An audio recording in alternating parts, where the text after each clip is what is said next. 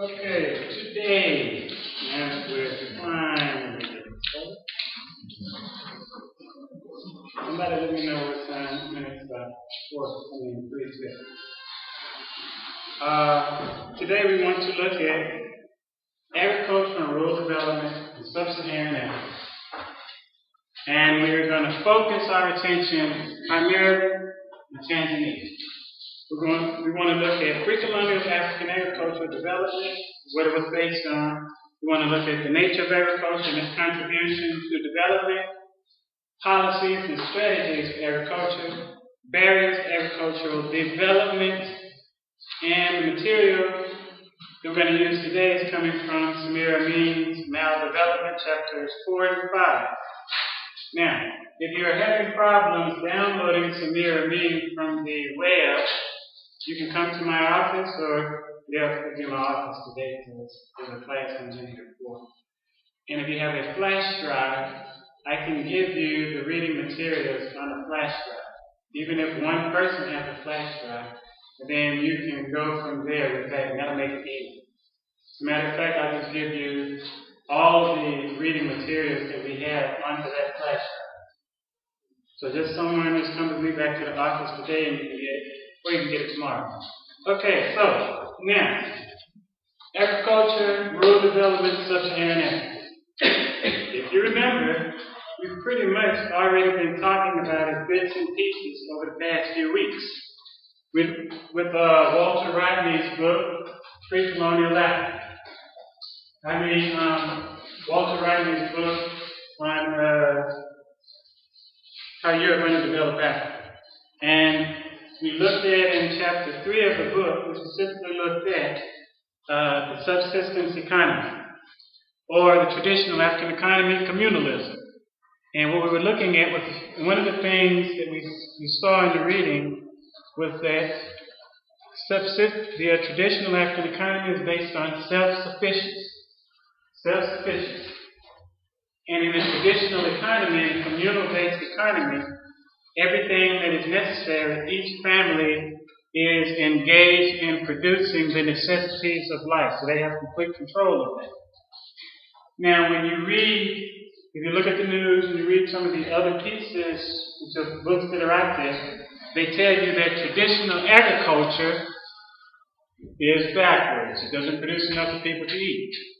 And yet the research shows the opposite. And we're going to look at some of that today. That actually in a traditional economy, there isn't a lack of food or things of that nature, because the economy has built-in methods for addressing certain things that will naturally occur in a traditional economic system. And Walter Rodney shows you in his book that the traditional economy is completely self-sufficient. So that they weren't dependent on the lives of the people weren't dependent on the international sector of the economy. Now, in the kingdoms that were established and the nations that were built, there was an international aspect to the traditional economy. Trades and things such as gold, salt, things of that nature. And you saw in Walter Rodney that when he looked at Egypt, when he looked at Ethiopia, when he looked at Eastern Africa, when he looked at civilizations of Western Africa, he showed you that all of these economies had two components. In his research, he was primarily concerned with the international component, because at the period that he looks at with Egypt, for example, it's controlled by a foreign minority.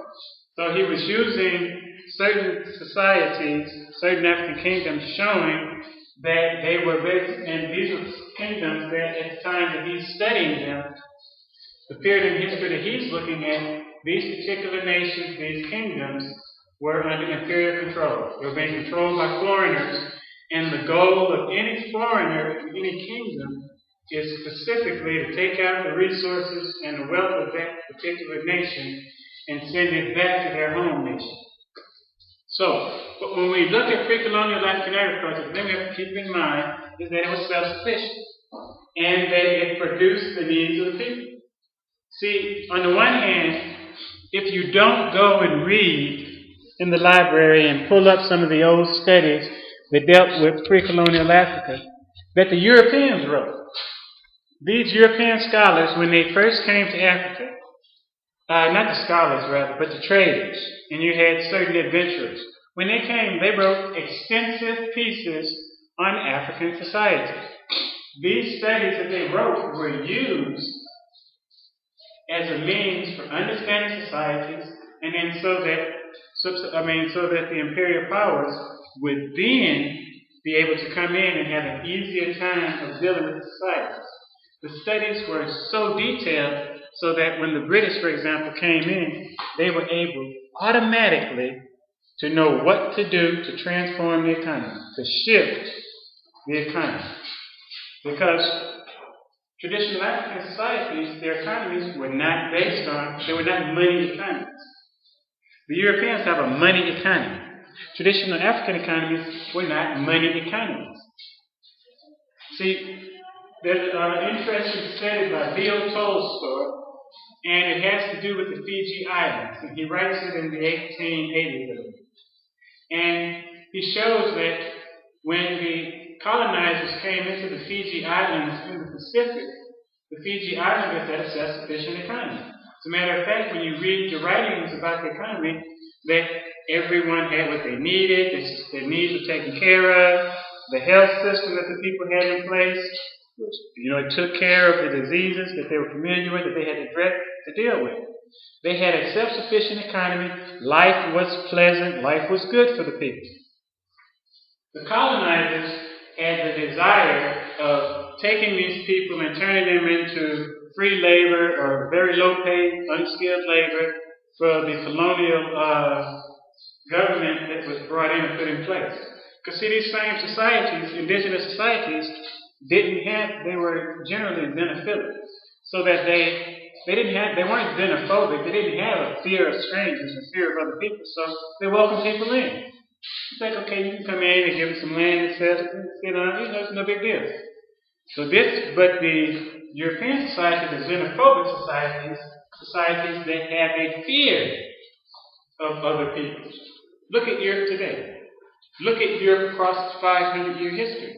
You see a society that has a fear of other peoples, of the strangers. Remember when Walter Rodney writes in his book, and he gives you a description of traditional African societies. And when I say traditional, that's not just the small societies, but it's the African kingdoms, the African empires. They were generally welcoming of people, so that people come in. Those of you who read the Bible, when you look at the ancient Egyptian society, you look at ancient Ethiopian society, the Kushite society, what's written in the Bible, you see societies that welcome people in. When you're reading about the Semites, when you're reading about Brother Abraham and whatnot, and there's a famine in Canaan, well, they just pack up and go down to Egypt to buy food. Because the Egyptian society was such, first, it was an agriculture-based society. Second, it was not a money society. It was based on barter.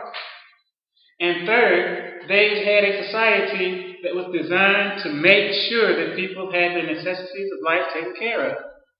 Food, clothing, shelter. So, these are open societies that we establish open societies. As a people, those are the types of societies we deal with. So that when the Europeans began to arrive into, about 1415, when the Portuguese began their conquest, when they arrived in Western Africa and Southern Africa and Eastern Africa, Central Africa on the coast, they were welcomed. They were not treated as something to be afraid of. They were welcomed. When you look at the classical West African societies of Ghana, Mali, and Songhai, they were welcoming. All of these societies were traditional societies religiously, spiritually, but they welcomed in Christian missionaries. They welcomed in Muslim traders and even provided spaces for these people to worship their given religion. So we have a xenophilic perspective, and that is a strength of us. And it is also, remember we said last week, the strength is also your weakness. And this is what the colonizers used against us. So, anyway, coming back to what Leo Tolstoy, when he's writing about the Fiji Islands, he says the people had a idyllic life. the colonizers wanted to switch the economy over. So they had to figure out a way to force the people into a money economy. Because when you have an economy, and remember, Amos tells us in Black Power that an economy is a cultural system. Well, the cultural system of the Fiji Islanders was such that they didn't have a monetary economy, and since they didn't have a reliance on money, they had no need for money. They didn't even have a consciousness that said, I need money. So that when the Europeans were coming in and wanted to establish control of these societies, they had to figure out ways to force the people into a monetary economy. So they came up with contracts, and they did these things. Well, Tolstoy writes that it takes them about 10 years, but by first establishing military control and then putting on different taxes on things, and then telling the people, okay, because the people normally, if you say they have a tax, they're like, yeah, okay. So they'll come in with whatever goods and they would pay the tax in kind. And Tolstoy states that the colonists would say, oh no, well, you have to pay us the tax in money. So remember, this is a self-sufficient society, so people are growing their own food, building their own homes, providing their own houses. They don't have a need for money, they don't have money. So now, by saying, at the point of a gun, at the end of a gun saying you have to pay this tax by money, it forced the people to now have to find ways to earn money. And since Europeans had an economy that utilized money, the only way that the Fiji Islanders could earn money was to go and work for the Europeans. And Tolstoy shows in his write-up on the Fiji Islanders, he shows the method that Europeans used wherever they went. Walter Rodney shows you the same thing here in Africa. Shows you the Europeans that came in, and he tells you they had to find a way to force us into a monetary economy. So that once again, at the end of a gun, forced people off the land. Congress stole the land, gave it to a handful of white settlers. You see the results of this, implications of this, when we now look at Zimbabwe and we now look at South Africa today and what's going on. In fact, in South Africa today, you still have 87% of the land owned by less than 3% of the population. So you see the results of this. But we had to be forced into this type of economy. Now, what does agriculture look like under a subsistence economy? Well, in a subsistence economy, in a traditional African economy, in a communalist economy, agriculture is very diverse. When we look at Tanzania today, we see the majority of the land being utilized to grow cash crops. Look at the name. It's a crop being grown to generate cash. That's its purpose. That has not always been the nature of agriculture in Tanzania or in Africa. That is the nature of agriculture as the result of conquest, domination, European control.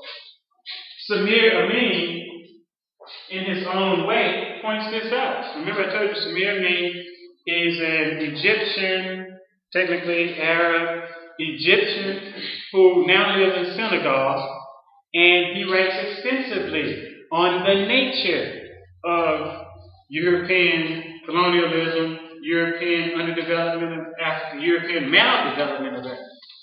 And he points out in his book that some of the problems of African agriculture stem from this period. That when they say African agriculture is bad, backwards, now when they're saying this, the evidence they're looking at things such as this. They're looking at that you have there's a high degree of hunger in certain countries, things of that nature. So they're looking at these symptoms and they're saying this is the result of poor agriculture. One of the places I disagree with Samir Amin in his book is that he pretty much in chapter 1 comes and says Africa's economic backwardness is the result of colonialism and inherent problems in the traditional African agricultural sector. And so I disagree when he gets to that point, and I'm going to show you in a few when we look at the book, Why Are They So Poor? They're going to show you that the problems with agriculture throughout the global South have nothing to do with the traditional system. It has nothing to do, actually, with the technology you're using. Western technology is inappropriate for the African setting. If you have a country like Tanzania, and people are trying to increase crop production, so they're going to bring in Western technology, and that means you're not going to have to use fuel because all of Western technology is fuel-driven. That's inappropriate for the African environment. It's inappropriate for the land.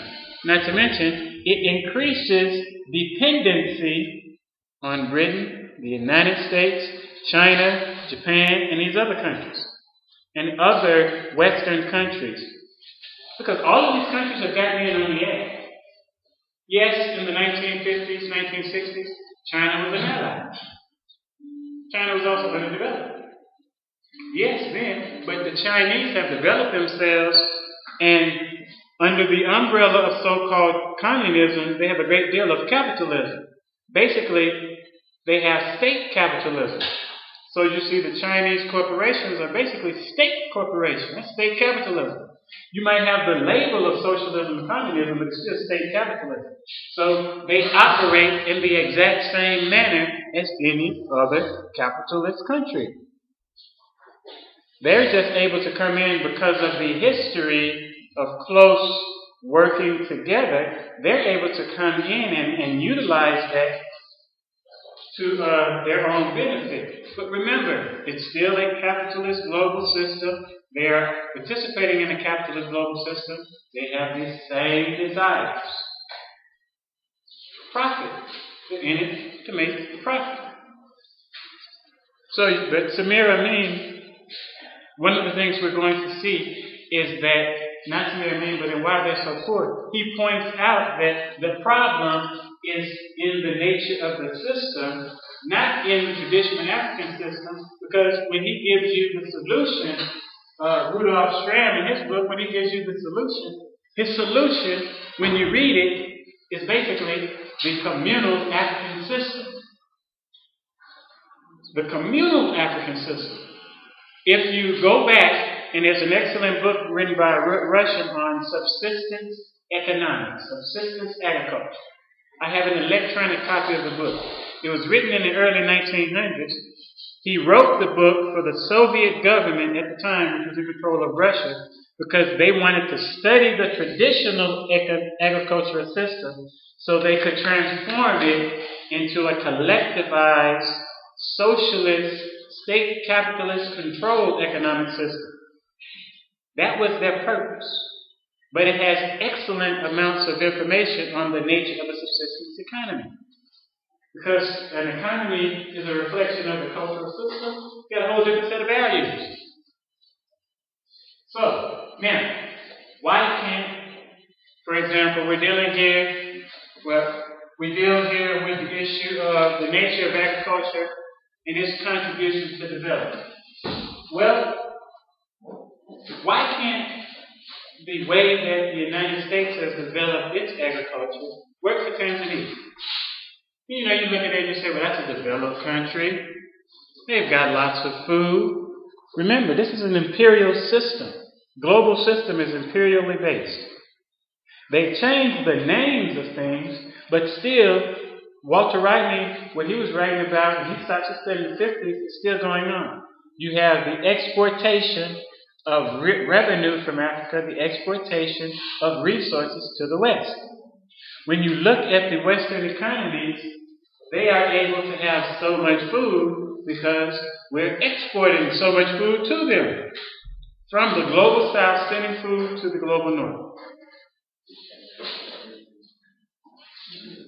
They can afford to have a corporatized or commercial agriculture, as opposed to commercial agriculture, you're growing crops to sell. Subsistence agriculture, you're growing crops of consumption. If you have an economy like a cash crop economy, you're growing your crops to sell. And you'll find when you go and read anyone who's objective on the subject, any country, you show me a country in the global South that is suffering with famine, for example, and I show you a country that has a net surplus in exportation of food. in more ways than you may think. So, there's an interesting article that was written some time ago, and the title of it was How the American Economic System, or how the United States was contributing to hunger in the global south. How America is betraying the hungry children of Africa. And what they showed, the whole point of the article, and this article was written in May 2007, but it is still in the newspaper The Observer, but the information they provide is still relevant. You have all of the countries that are suffering from hunger are exporting. For example, here they give you Malawi as an example. It says Malawi is a small southern African country, and for the past decade, from 1997 to 2007, it had it very difficult. Alright, so they had the effects of an AIDS epidemic, and that affect 1 in 5 of the population in some areas. They had famines in 2002, 2003, and in 2005, and 13 million of its people ran out of food. Alright. And in April of 2007, 300,000 people were still being fed emergency rations by the United Nations. Now, Malawi deserved a good year Malawi deserved a good year, but record harvests don't necessarily guarantee good times. See, I just told you they were suffering from a famine, but at the same time, they had a record maize crop.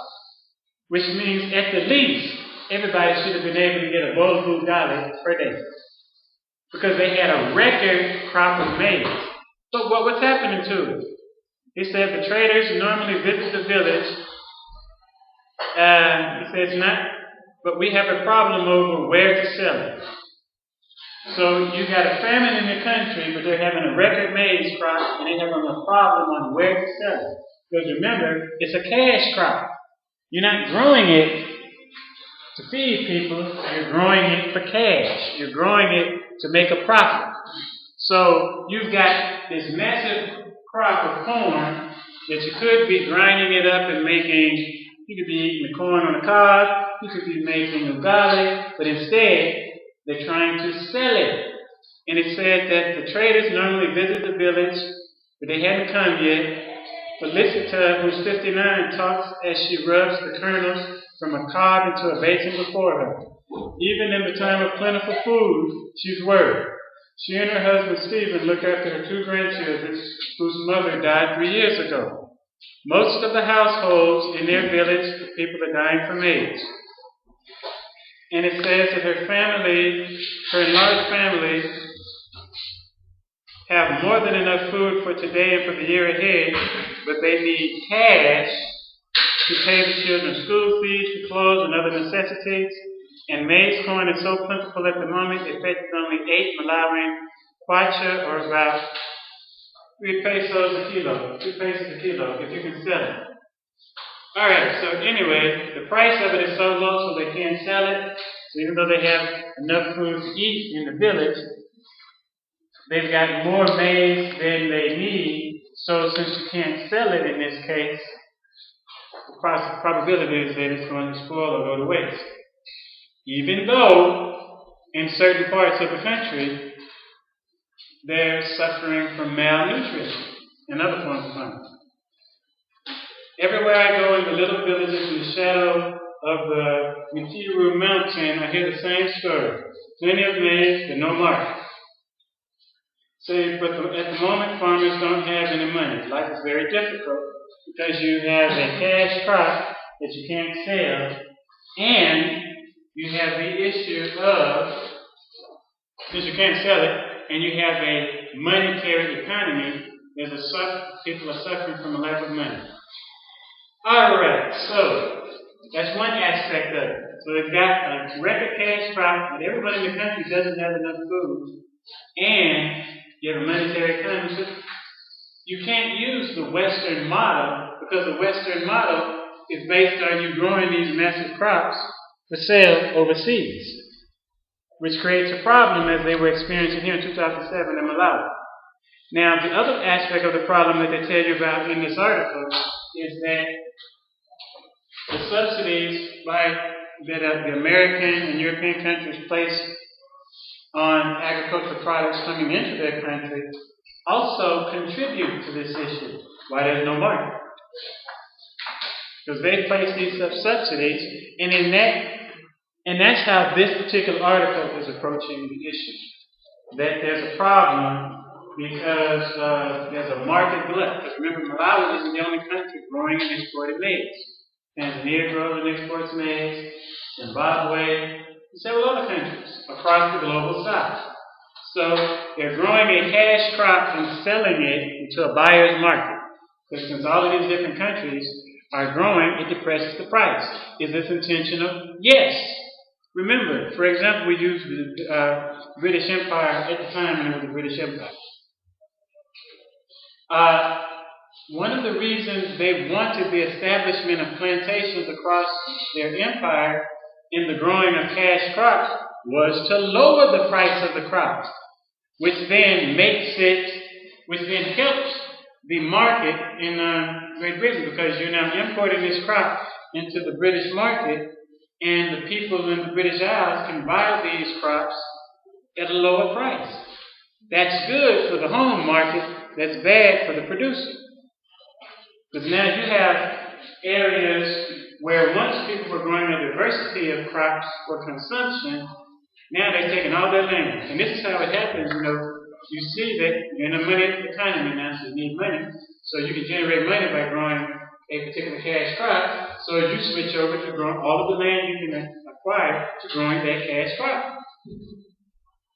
And so that becomes a problem. Now, Samir talks about delinking. And he says that the reason you engage in delinking is there's a need. Because this falls under the concept of being an alternative form of development. Right now, you're locked into a system that's working against you. You're growing cash crops for exploitation.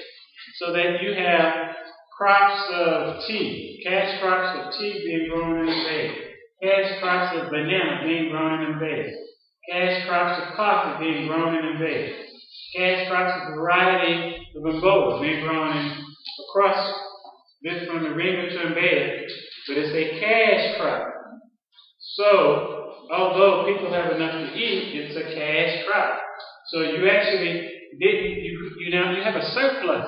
Cash crops you're producing a surplus because you've got more of that particular crop than the local people need. And there are other problems still with the local population food issue.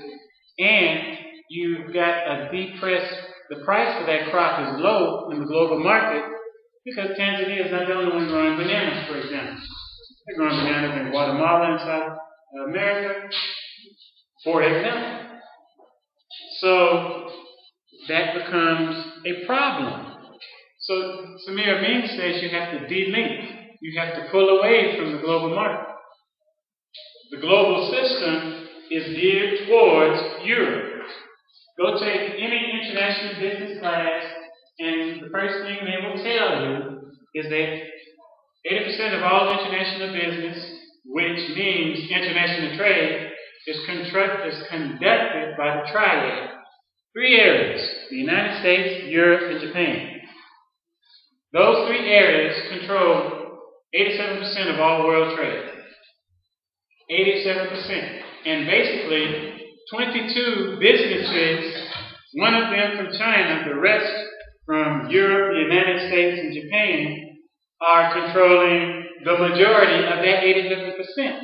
They're controlling something like 60% of international trade. So when you're talking international trade, you're talking major multinational corporations operating out of Japan, the United States, Europe, and one coming out of China.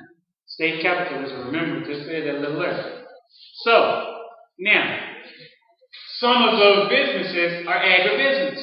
They're into agri-industry, agribusiness. So that you're selling a product into international business, into the international market, which is controlled by 3 areas of the world who have established the entire system to protect their interests. The system is put in place specifically to protect the interests of those countries. And I have an article here written by Noam Chomsky, and he actually writes this article in 1992. And he tells you real quick, the title of it is The World Bank, the General Agreement on Trade and Tariffs and Free Trade. It was written in 1992. You no longer have the General Agreement on Trade and Tariffs. Today you have the World Trade Organization. But before the World Trade Organization, in the late 90s was set up, you had the GATT. So now one of the things he tells you, they ask him, well, what's the purpose of these financial institutions like the International Monetary Fund and the World Bank? And he basically tells you that their role was to carry through the reconstruction of state capitalist industrial societies after the Second World War. The World Bank, the International Monetary Fund, was set up by the United States and Europe to rebuild Europe. They were for reconstruction. So it provided a vehicle for sending capital from the U.S. into those regions. Now, most of the countries of the global south are operating from the policy that those organizations are designed to help them develop their countries. World Bank, International Monetary Fund. But that's not how they operate when it comes to developing countries like Tanzania. Here, they have a different role. Alright, so, which often is a form of controlled underdevelopment for the third world. Remember what Samir said in the first 3 chapters of his book. The flip side of developed countries is maldevelopment, or what some scholars call underdevelopment in the rest of the world.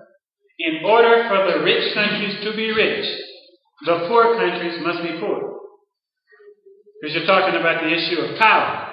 So when you start talking about developing, we come back to what Amos told us in the first chapter of his book. The whole game is all about power. When you say development, you're talking power. You're talking acquiring power.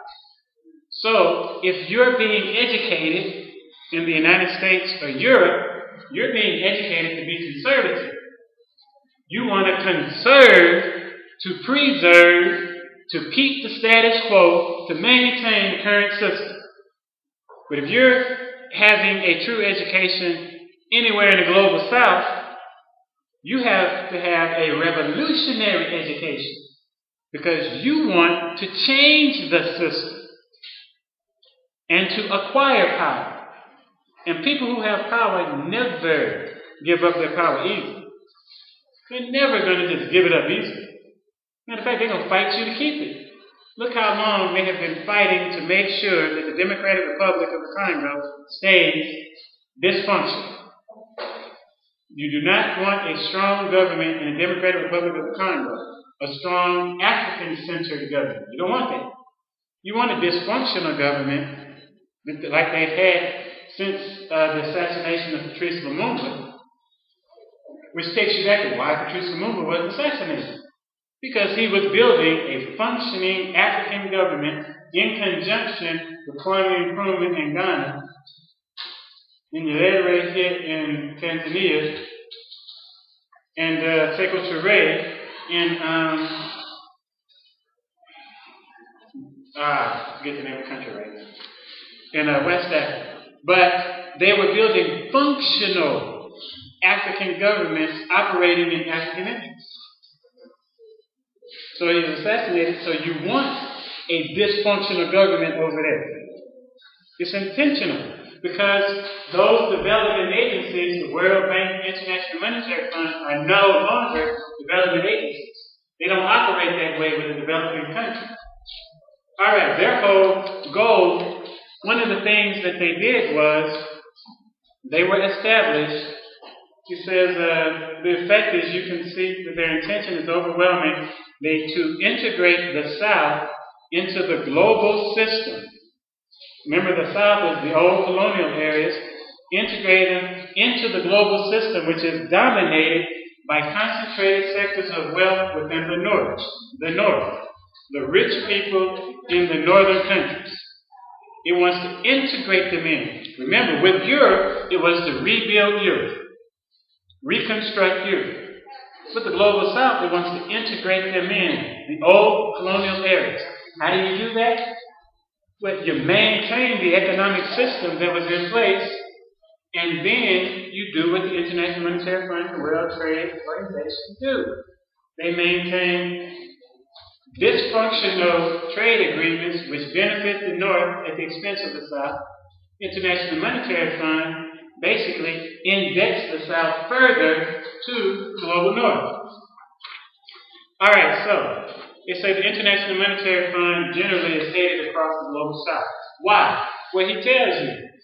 In the 1970s, the United States realized that the Bretton Woods Agreement, the original agreement, which was set up to, where they set up the World Trade and the IMF to reconstruct Europe, wasn't working for them anymore. Because at the time, generally, most currencies were supposed to be based on gold, so that you could transform that currency into gold. Remember, when you talk about money, it's just paper. It's not much different from toilet paper. The only difference is you're giving it value. So you say toilet paper, not worth so much. You say money, paper, it's been turned into money, oh, it's worth stuff. People will kill you over one, but not over the other one. But basically, they're just paper. It's like magic. You know, when you look at that paper, it's like magic. You really see a piece of, for instance, if somebody drops an envelope and it has 1 million shillings in it, and you see it, and 100 other people see it, they all rush to go and grab the piece of paper. That's all it is. Made from the same stuff that toilet paper is, but they add a few ingredients. So this is what he tells us, and he used Latin America as an example. He said there was a huge debt crisis. And remember, the Bretton Woods system broke down in the 1970s. Now, if the Western countries certainly say the system doesn't work, that means there must be a problem. For them, not for the rest of the world. So he said the Bretton Woods system involved regulation of currencies and the convertibility of the dollar for gold, and all sorts of rules which essentially made the United States an international bank.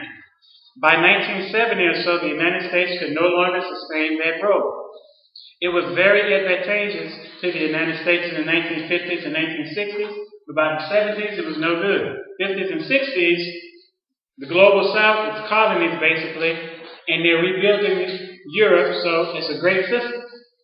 But that same system works to their detriment when the global South now becomes independent, and you had all these certain countries became socialist, and they went to state capitalism, and they were beginning to do things to develop their economies, and in certain cases, the ones who had resources at this time, in the early 70s, for example, the currency of Nigeria was worth more for a certain number of years than the US dollar on the old system. Because, the value of your currency is also tied to the value of your resources. So the US had to change the system. So they said that led to an enormous.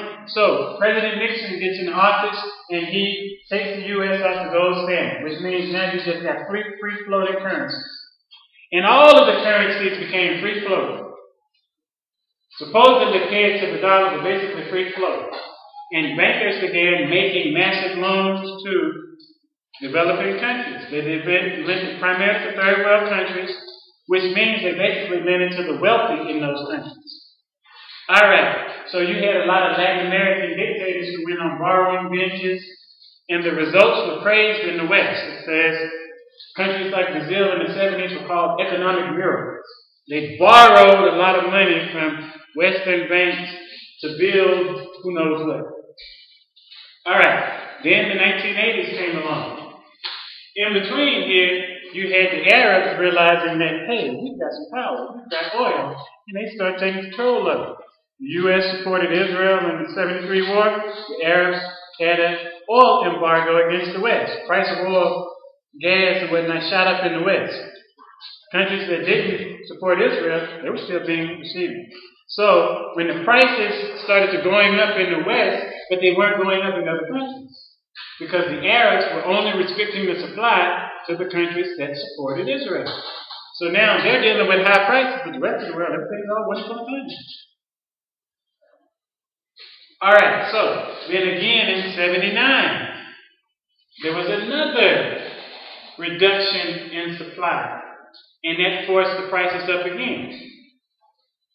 So he tells you that by the 1980s, now the system is changing. You got so-called conservative governments coming to the U.S. and to the U.K. These governments come in, and because they've been working on shifting the system, see, there was a catch with all of those loans from the 70s that were being loaned out. You know, it wasn't because, it's a loan, so you got to be paid. And so countries like Samir, Amin in his chapter 2, from 75 to 85, where the crisis begins, you see this. But you got to tie it into the monetary side to really bring out the understanding of its impact on so-called development. Yes, they were making these loans. Yes, this was a golden age. Tanzanian economy was doing pretty good in 75, 76, 77, 78. Actually in about 1975, it starts to tank. So if you start to looking from 67 to 75, it's doing pretty good. There's growth, there's improvement. They're getting aid packages, which is basically loans to do things within the country. 75 to 85, this is when the downward trend begins. So many people, having a limited view of history, you look and say, well, Ujamaa was a failure, blah, blah, blah, but you've got to tie it in. Because remember, Ujamaa was basically based specifically on state capitalism, which means even though the Tanzanian government controlled these different parastatal businesses, they still were trading in a global capitalist economy, which is based on supply and demand, and whatnot. So even though you were producing, let's say, sisal in a state, by a state-controlled business, it was still selling its product into a capitalist market, which means depressed prices. All right, so he tells us by the 1980s, U.S. interest rates went up. And when an interest rate, because see, when you had high inflation in the U.S. from 70 to 79, that means it's great to take a loan when interest rates are low. I mean, it's great to take a loan because you're paying the money back in depreciated dollars. All right, so interest rates were lower. So now to split the system, in 1980, the central banks of the U.S. and UK increased interest rates. And then that started pulling money towards the United States. Remember, in the UK, and remember, with a loan, you've got two payments, two aspects of that loan, the principal and the interest. All right, so when the interest and those loans that were being given to those countries in the 70s, in late 60s, early 70s, did not have a fixed interest rate. It had some type of variable interest rate in many cases. So, when interest rates started going up in the 80s, beginning in 1980, that halts inflation in the West, also increasing unemployment and whatnot amongst the groups within the West who couldn't afford it. But it also starts pulling money here, because now, in many cases, the interest payments were exceeding the principal on those loans that were being given. Now you might wonder, why would these folks take these loans? Because see, the system at first was the poor people in the West providing loans to the wealthy people in developing countries. Then, beginning in 1980, the system becomes one where the poor people in the developing countries are paying the wealthy people in the U.S. And don't think that this is just accidental, because these people think strategically over long periods of time. And they understand money and banking very well. But now, if we be honest, those dictatorships that were in Latin America at that time, many of the governments across Africa during that time, They had no thorough understanding of banking and international finance. Not thoroughly, because you got a colonized education. And when you get a colonized education, you're getting an education that you're being educated to preserve the current system and not to change it. Two different types of education. So you come out with all of those theories, whether those theories came from the Union of Soviet Socialist Republics or whether they came from the United States and Britain, it's still colonial information, colonized information. Alright, so he says the net effect was that you had, well, I just said poor here paying wealthy there. Alright, so now you've got a system where so much money is being sent out to pay the debt, pay interest on the debt, that there's a reduction in the resources to be able to maintain the healthcare system, education system, all the things that are important for the people. Because you know, governments can make two choices. You can help the bankers and the wealthy and the corporations, or you can help the rest of the citizens. Look at what Iceland did. Iceland came out of the recession, you know, the global economic crisis that began in 2008. They came out of that quick. Why? Because they gave money to the people. If you've got a recession, and you see this in the economist, I see his face, I can't think of his name right now, but in his economic theories, I can't think of his name, anything in the world. I see the book. Anyway, his theory of economics dominated, say, from the so-called Great Depression in 1929 until the mid-19, like by 1972. And I can't think of his name right now, but his economic system said if an economy is doing bad, if you prime the pump or put money into the hands of people who spend it, you'll improve the economic system. Basically, that's his whole thing in a nutshell. In Iceland, let's use the United States first. In the U.S., they gave money to the banks. And then the banks used that money to shore up their books and do a host of other things for the business. So, all of the businesses that had failed, that had caused the financial crisis, and the people who work for them, they still don't have a job. You don't have a job, you don't have money to spend. Or what money you do have, you don't have to use it on other things. In Iceland, they did the reverse. The businesses and the banks that had created that crisis, they let them fail. And they gave money to the people. So now you've got money to buy food, so what do you do with that money? You go buy food. You got money to go buy clothing, you go buy clothing.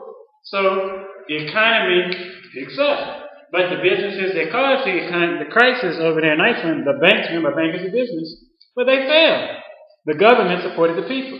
So if you really wanted to, so that's why they're no longer dealing with, they came out of the recession real quickly. Now, the current system that we have is one where, and keep in mind, the scholars who sit over in the West understand this very well. They know this quite well. So they knew that the problems that began to show up in the 80s and that we still have in the global South today were going to occur with those loans, with those type of loan agreements. Because most of the time you had dictators who knew nothing. They've taken over control of the government, killed, in some cases, they killed the previous government, took over Nigeria, for example. In other cases, they took over and exiled the former leaders or whatever. And so now you've got a bunch of people who've been trained in the West in military strategy, military science, in Western interests, who are now in control of governments. They don't know anything about finance. Let's not even pretend like they do. They didn't. They didn't know anything whatsoever about finance. So yes, they take these big giant loans, and they were basically just milking the economists for their own personal benefit. But those Western eggheads in the West, they call nerds. They're the ones you kind of look at them in the lab. They knew exactly what type of system was in place and what was going to occur down the road. So the problem that began to occur was now you had economies that had massive debt. Because interest rates were now going up in the West, they could no longer take out more loans to cover up the previous problems. So the so-called economic miracles and development miracles are now stagnant. Money is flying away from the country to pay the debts. In comes the International Monetary Fund. When it came to Europe, it was an arm for reconstruction. But when it came here, they were engaging in austerity packages. Austerity packages. You mentioned, now in Europe they're crying about austerity because those same policies are now being applied in Europe, and they call it austerity. In the United States, they don't call it austerity, but it's austerity packages. They've been practicing it since the 80s, where you reduce spending for the population and you shore up spending for businesses, corporations, multinational enterprises. All right, so extreme austerity. You had to balance your budget, cut back services, control the currency, all of these things. That's neoliberal free market economics. And that's generally disastrous for the mass of the population. And that's why generally rich countries don't do it. They won't do it. Generally, they won't do it. In the United States, they call it something else. In the other countries, if they do it, they have to be forced to do it. Spain had to be forced. Greece had to be forced. Who else? These countries had to be forced into accepting austerity package. Portugal, another. You have to force them into doing it. In the U.S., it's couched in racial language and how they get it through. So all social programs in the U.S., if you increase spending, then it's assumed because of the way it's reported that you're increasing help to blacks and other populations within the country that are not white. So once you do that, in the mainstream psyche in the U.S., they begin to start seeing social programs helping lazy black poor people. So then the people vote against it. Never realizing that by voting against that program, they're harming their own interests. But their racism is so much deeper than their own economic interests. So the issue of race means it clouds or it negates the whole use of the class, using class analysis in societies like the U.S. You can't just use it, say it's all about class. In those societies, there's a racial component that's there, and racism being used not because I hate you because you're black, but a racism that is a conscious policy on the part of those in control of media because it is a tool for maintaining their position of power. All right, so and this is what he's telling us here about a little bit about the system. It's an excellent article. If you get a chance, go pull it up and read it because he breaks down the entire system. All right, so when you have that type of a system, when you regulate your currency, the currency is devalued, you no longer want to maintain your wealth in Tanzanian shillings. You now want your wealth in euros or dollars. Which means the demand for the Tanzanian shilling by the people who can do the most good with it drops. Start to looking at a lot of the wealthy people here in the country, and they give you their wealth value in Tanzanian shilling, but I bet you'll notice that they keep a lot of, they say they have their money in overseas banks. We just had in the newspaper here about they found several billion shillings worth of money by certain people. The government found these people had stashed it overseas. But don't get it confused. It wasn't stashed overseas in Tanzanian shillings. It was stashed in foreign dollars or in euros. One of the two. So when you regulate a currency, you devalue it. You decrease its value. So you can see how it takes $1 equals 1,543 or something like that Tanzanian shillings right now. So it gives you an idea about how when you devalue, and one of the aspects about the value of the currency is the demand for the currency. See, there's a high demand for the US dollar and the euro because people have, they've created a system where you need that. You can't go to, where you need their currency. And since you're doing business in their system, if your money is in the yen, if your money is in the euro, if your money is in dollars, oh, it's good. But the value for the Tanzanian currency, not so much. East African community wants to go to a common currency. The African Union at some point has the intention of going to a common currency. See, right now you only got about 40-some million people in Tanzania who want the shilling, right? But if you go to the East African community and you include certain countries, say the DRC, into it, you're talking about, with just the East African countries, you're talking about 269 million people. So if you got one currency, now you got 269 million people wanting that one currency. In the United States, you've got 300 million people wanting their currency, and they've created a global system for the currency. Well, with a common market and eventually a common government, you increase the strength of your currency. If you do what Gaddafi was pushing with the AU, a common currency, now you've got 1 billion people who want a common African currency. That increases your position of power exponentially, especially if you de-link, like Samir Amin is saying, and say in Africa, since you've got the majority of the world's gold, you make the African currency, you tie the value of the currency to gold. There's some excellent studies on Islamic economics. Go read it. They got one where they talk about the creation of it's called the gold dinar. It's based on gold. It's an excellent piece. You ain't got to be a Muslim to read it, but it's an excellent piece because it's giving you an understanding of what you have to do to develop African power. You need to make sure your currency is in your control. Anyway, the Western countries don't want that. They want the system exactly like it is. So see, that shows you that's a conflict of interest. They can't help Tanzania or any other country in the global south develop because they want to maintain that system. Now let's bring it back to agriculture. We're talking money. Agri-business, for example, is subsidized by the governments in the United States, the UK, Spain, all the different countries. They're in agri-business to subsidize that. But agriculture is going to be key for the development of the entire Sub-Saharan Africa.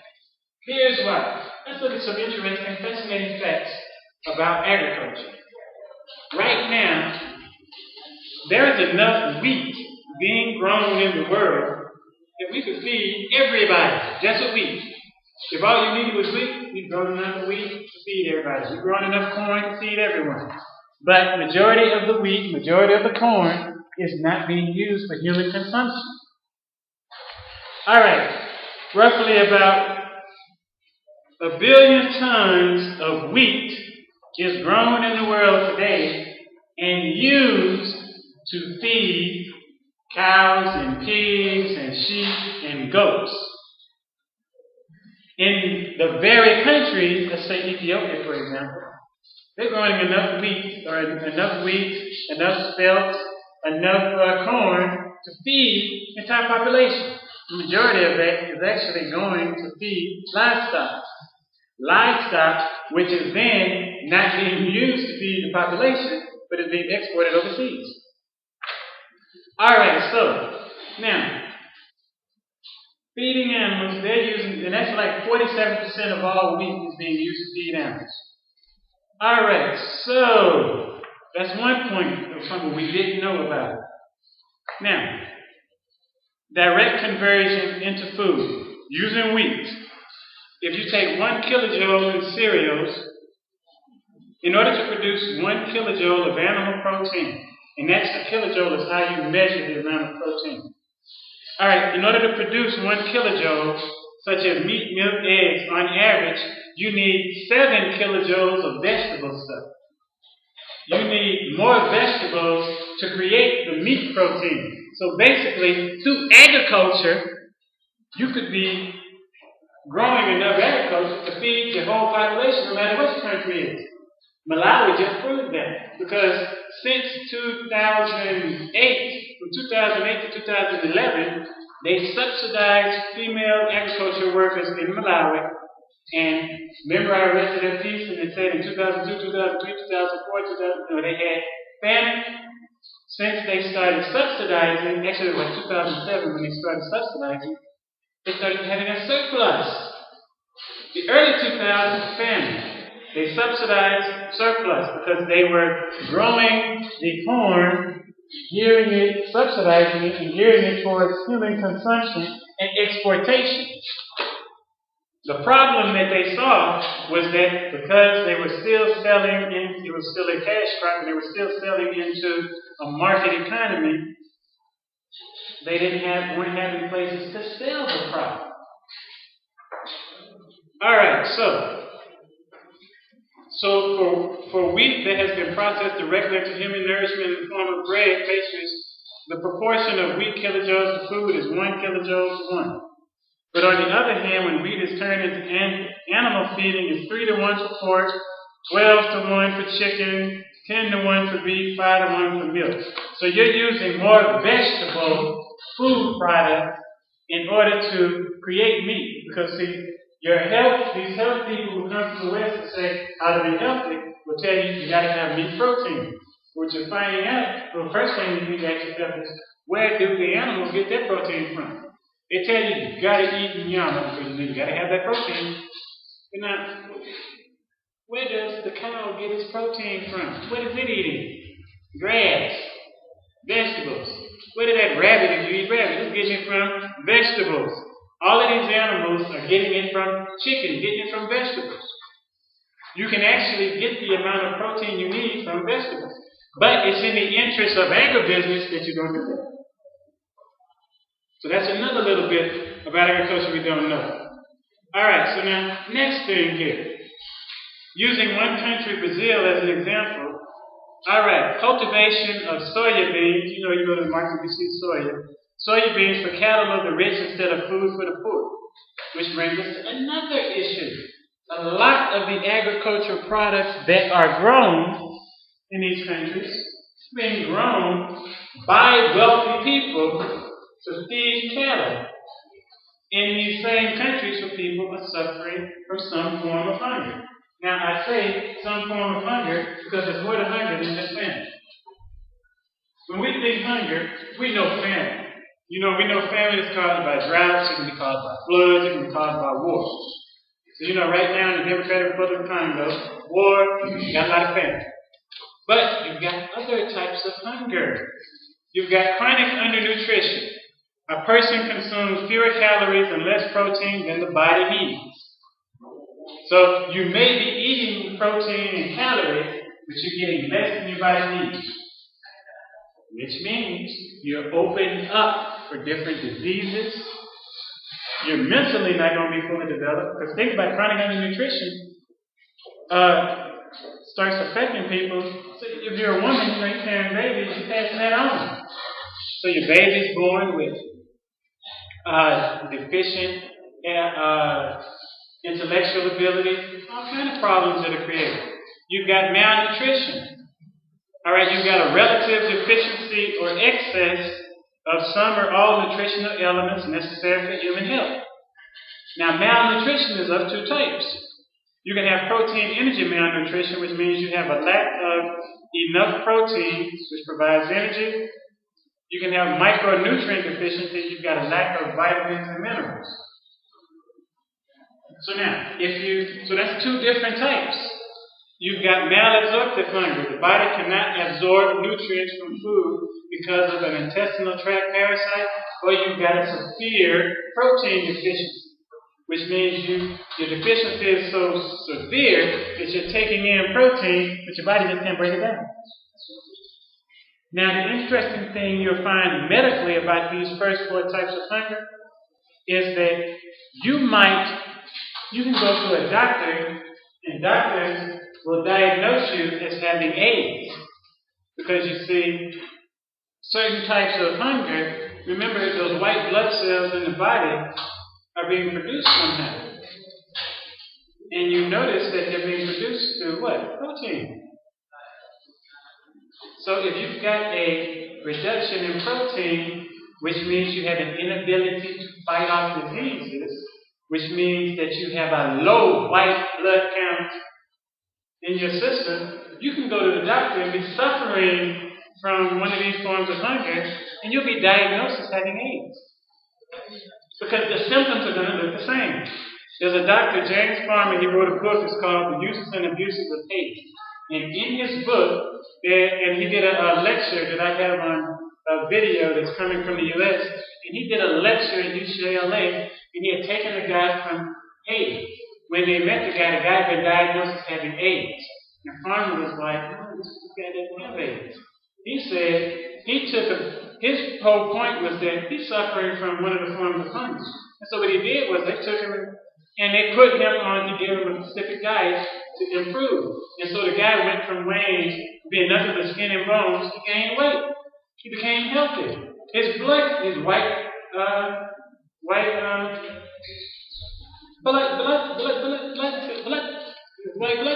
count went up from the protein. So that's one of the things that we got to notice. If you go and look up those 4 types of hunger more in detail, that's one of the things you're going to find out. Once you get to looking in detail, you can start to see how certain issues cross over. So think about this. Since when the Congo is basically 6, but we'll say they tell you that the AIDS, Central Africa, right across this region, is the belt with the highest concentration of AIDS cases, either acquired immune deficiency syndrome or HIV. That's also the same region where you've had a great deal of civil wars. Remember, in a civil war, that leads to famine, and in a famine, you get an increase in all of those 4 types of hunger. So you have a number of people, because of low white blood count, who are being diagnosed as having AIDS who may not have it. All right, then the 4th type of hunger is seasonal hunger. You're crop dependent, and since you're growing cash crops, and your focus of agriculture is not on subsistence, on self, which means you're running out of food before the next harvest. So, all of that can be addressed, surveyed by the current system. Now, one of the things you have to do for agricultural development is you have to have land reform, where it's an important precondition for abolishing hunger and rural poverty in many countries. You got to having private ownership of land. Not you got to have it, but countries that have private ownership of land means you can only get the land if you can buy it. But if land is communally owned, then people are being provided land so that they can support themselves from the land. So you have to have land redistribution. Land reform is the redistribution of land by law, where you take it from those who have way too much and you give it to those who have little or none at all. That's the first thing, your first step you have to make in getting agriculture to the point where it can lead to development. And this falls under alternative development because this is not what's pushed by the West. Alright, so the next thing we want to look at is you got 2 different ways for development. Alright, now Richard Strand tells you that the future solution of the world food problem lies in the cultivation of agricultural produce for self-sufficiency in small and medium-sized farms. Remember I told you earlier that the solution he proposed basically is traditional African economics, subsistence economics. Traditional African agriculture is agriculture based on the small landholder. Self-sufficiency agriculture, self-sufficiency economics, because everything else ties into the agriculture. Expanding large-scale breeding after the European or American model is only going to aggravate hunger. Every country where people are starving, they've got large-scale agriculture exploitation. You can't use the American model. You can't use the European model of agriculture and development. You will fail. Especially since they'll start coming in like Monsanto's and they'll bring in genetically modified food. How many of you were watching the news coming out of Kenya this past week that the Kenyan government just outlawed the importation of genetically modified foods because there's not been enough research, they say, to talk about its health, whether it's harmful or helpful health-wise.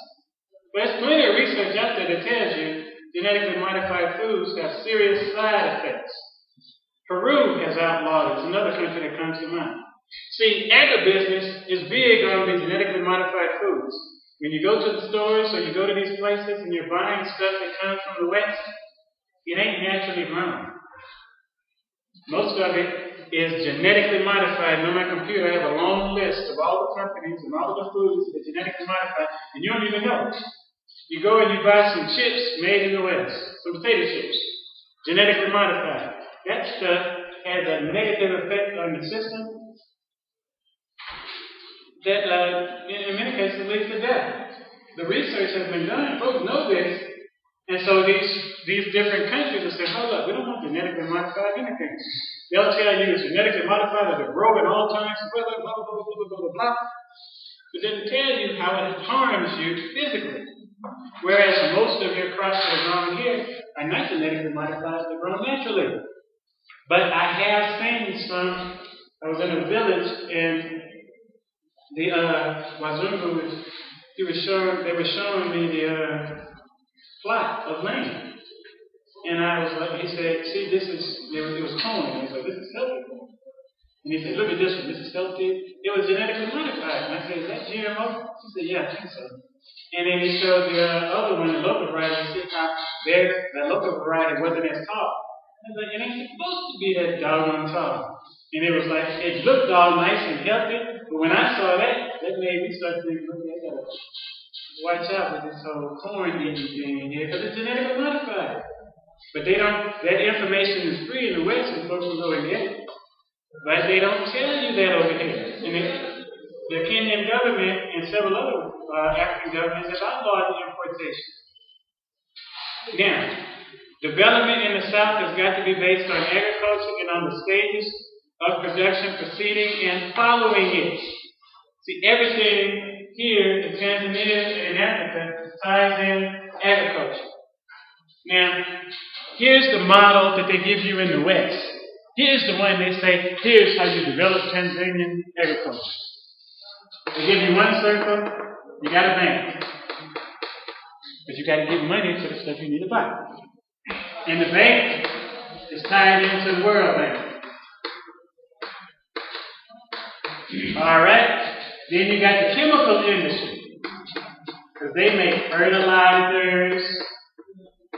They make the fertilizers. They're also producing GMOs. Genetically modified seeds. It's drought resistant. It's insect resistant. All kind of other foolishness. Alright. Then they've got some eggheads who sit in office. They're the planners. You find them working at the World Bank. And they send them into Tanzania and they say, we're going to help you plant agriculture. Save the day. Alright. Now, you need all of this because you got to buy their equipment. Tractors. And then you grow the crop and you sell it in the world market. Because you grew the crop for making money. Can you see the problem with that model? Look at it. You have done everything. First, went into debt, taking money from banks in the World Bank. Then you spent that money on a Western chemical industry to buy genetically modified seeds and fertilizers. Then you spent some more of that money to pay planners from the West, specifically to help you come up with a plan agriculture. Then you bought the equipment, you grew the crop, and then you sold it in the world market. How in the world is that going to do anything for agriculture in Tanzania? Your whole focus is selling it elsewhere. The actual model that any country has used over time for development looks like this. Not like this mess right here. This will keep you poor, as it has for the past 50 years. Walter Rodney, in the introduction to his book, pointed out to people like myself coming from the West, he said, it's not enough for us to sit back and say, well, the system is wrong, because if you're in the West and you go into the grocery store and you're buying food, you're participating in the system. However you spend your money, you're participating. So Walter Rodney pointed out, he said, yeah, you can't just sit back and say, you got to be destroying the system from the inside. All right, so now, here's how the development model is supposed to look. You got the village blacksmith. You've got the tailor that make them clothes. You've got the carpenter that build that house.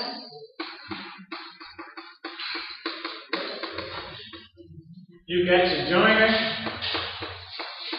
And you've got your builders. And you can add other stuff over here. The electricians, all of that stuff. Alright. Now all of these are the people who feed into the farmer.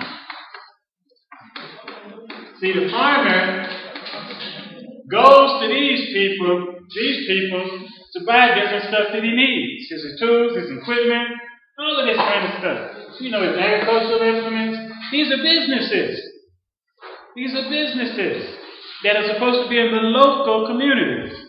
All right, now, after the farmer does all his stuff, then you need the people on this end, because he done grew the crop. You need the miller, your mills, like the mill down here in Arabia. You got to have your miller. You got to have your butcher. You've got to have your tanner.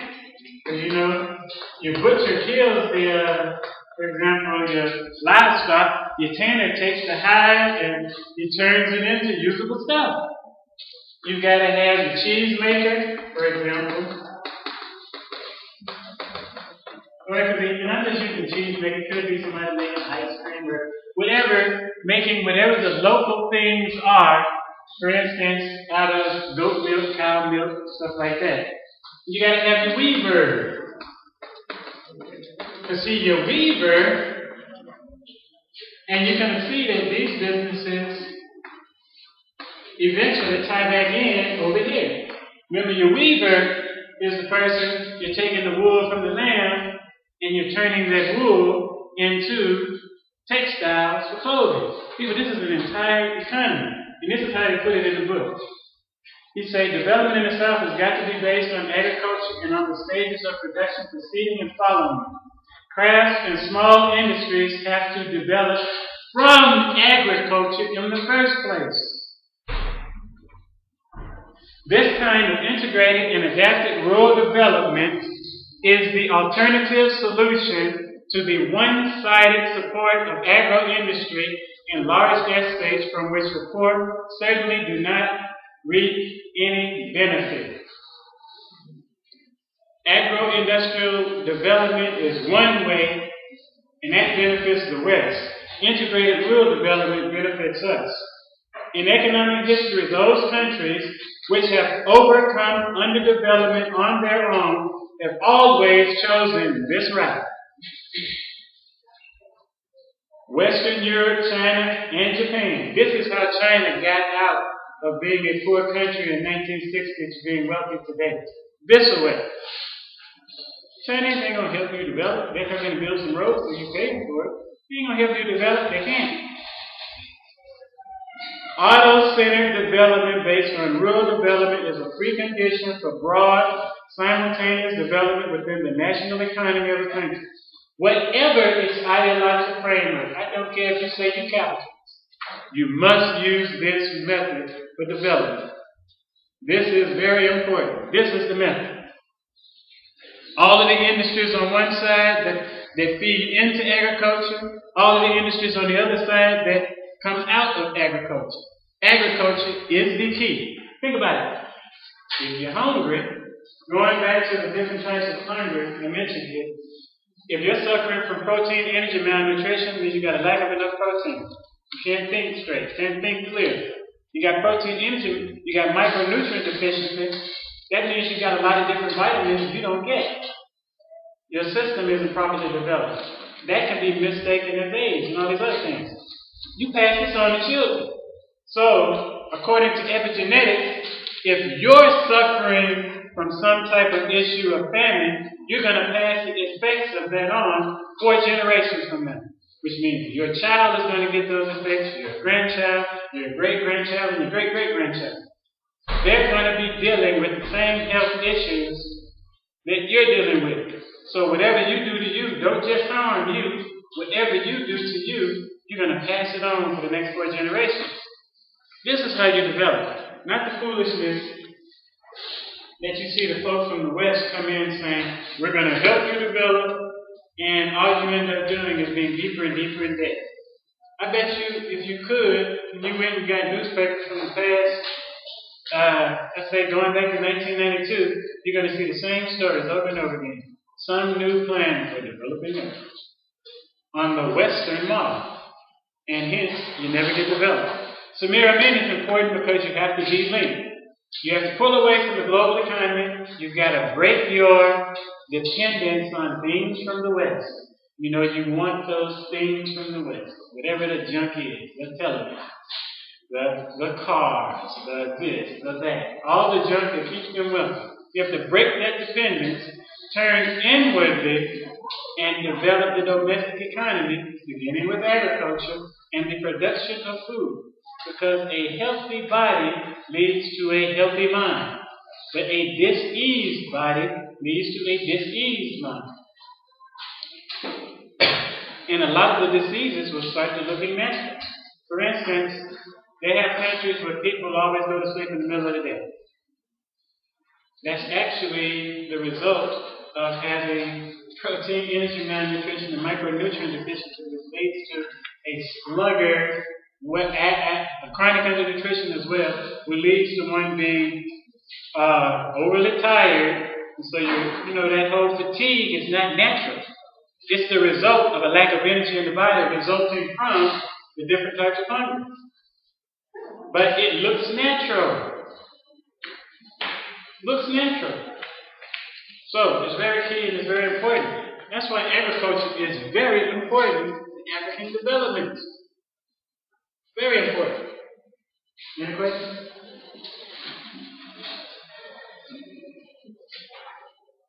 Now, what are the barriers to development? I mean, it's easy, we can talk about delinking, but what prevents that? Education is the first thing that prevents you from breaking away. First off, what type of education have you received? You're generally getting the type of education that doesn't emphasize thinking, so you can think about new ideas. That's one. So education is a barrier to development because you're getting a conservative education that benefits people in the West. And what you need is a revolutionary education which requires you to seek power and develop power in your own interest. So education, the type of education you get is a barrier. Are you getting a revolutionary education or are you getting a colonized education? Another barrier is the type of economic system you have in place. If you are utilizing a Western economic system, it is going to constantly keep you focused on Western solutions. If you're utilizing an economic system which grows out of your own country, it gives you a different set of values, a different focus. The economic system can be a block. The people you have in leadership positions that you put in leadership, you vote in the office, can be a block. Because they can be locked into the system, vulnerable to bribes and things of that nature. Which is why you have to really focus in and pay attention and participate in what type of constitution is being developed for the country. Because that can be a block to development. All right, and then as we've seen in Libya, Western governments can be a block. Because if an individual country is doing something that they dislike, It's easy for them to overthrow an individual country. If they're divided, if I walk up to you and slap you with my open hand, it'll sting you. But if you close a fist and you hit somebody with it, they know they didn't hit. So right now, the African continent is just like these separate fingers on my hand. Fingers and thumb, they're separate.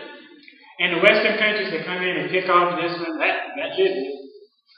Let's go destabilize Somalia. Let's go to Mali. They got them individually. They come at them individually.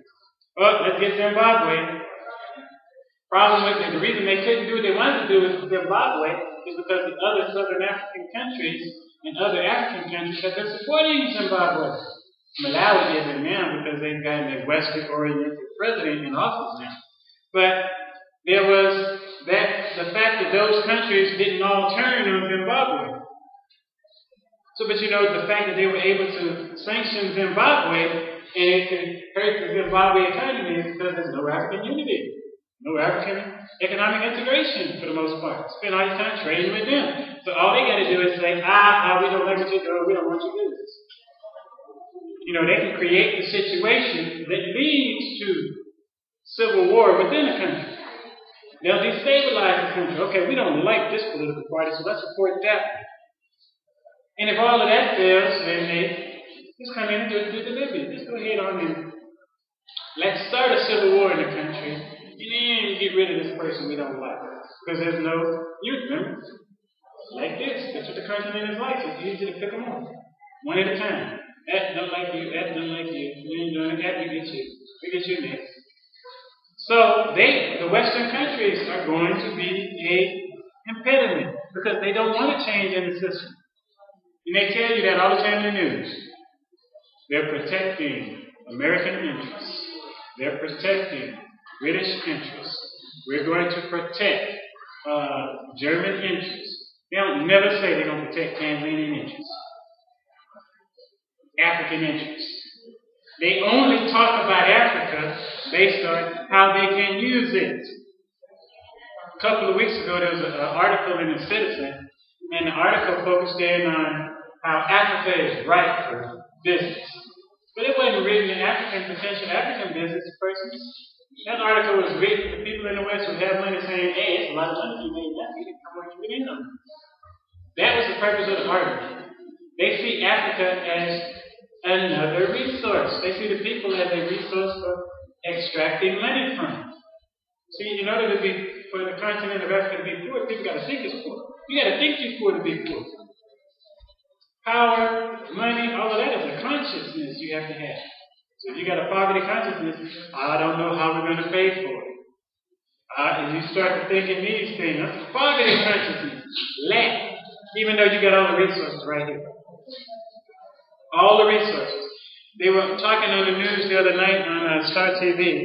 They had this piece. They were saying that the UK was concerned because certain American businesses were taking advantage of certain business laws and were exporting capital away from the UK.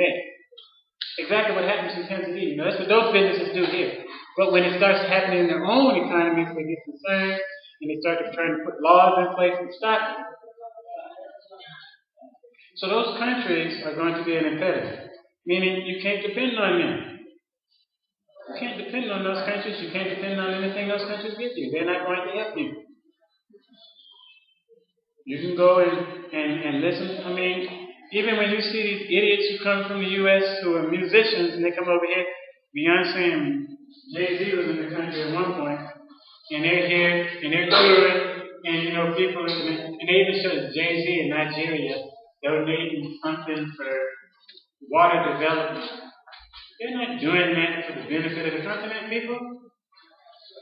They're doing that so that those companies that own them out of Japan and the U.S. can then get a foothold into the music industry, first off, here in Africa and Tanzania, for example. And then secondly, to open the door wider for other businesses involved in certain intellectual pursuits to get a foothold here. Those people don't think of themselves, those people, Beyonce and Jay-Z don't think of themselves as African. They'll tell you they ain't. They're American. They might say they might say they black American at the best. But they're going to look at us as Americans. See, there's a difference between citizenship and identity. And most of those black entertainers from the U.S. have no African identity. They don't identify as African at all. By the same token, in Tanzania, you have a lot of people who are from around the world who are Tanzanian citizens. They don't have Tanzanian identity. I was in the Holiday Inn, which is like the business hotel in Dar es Salaam, and I was listening to a dude talk, and he was Iranian by descent, so I just thought he was from Iran. He kept saying Tanzanians are lazy, and Tanzanians are this, and blah, blah, blah, blah, blah, blah, blah. And so I said, who's lazy? He said, no, it's not what I mean. And then they were saying, well, he's a Tanzanian citizen. He sure the hell didn't have a Tanzanian identity. So there's a difference. And you got to keep that in mind when you see these entertainers coming from Europe and the U.S. Those people don't have an African identity. Some fools still trying to climb back onto the American plantation, and they don't want them. All right, so those countries are going to use all kinds of tricks to get footholds in the economy to prevent African development. So you got to keep that in mind. Agriculture is key. So now, tomorrow we will pick up from here, looking at the environmental issues and developments. And somebody jump around and come to the office and get a copy of the reading materials. Are there any questions? No questions? All right. Thank you.